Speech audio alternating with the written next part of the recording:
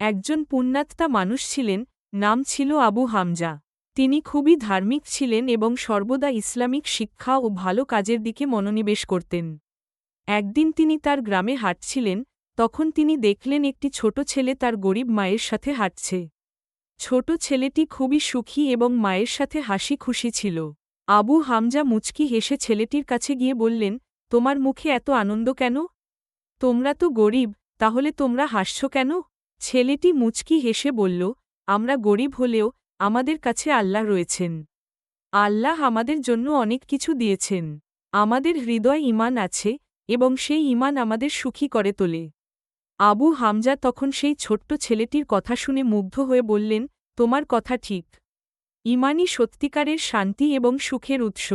গল্পটির শিক্ষা হল ঈমান বা বিশ্বাস যদি মনের মধ্যে দৃঢ় থাকে, তবে জীবনের সত্যিকারের শান্তি ও সুখ পাওয়া যায়।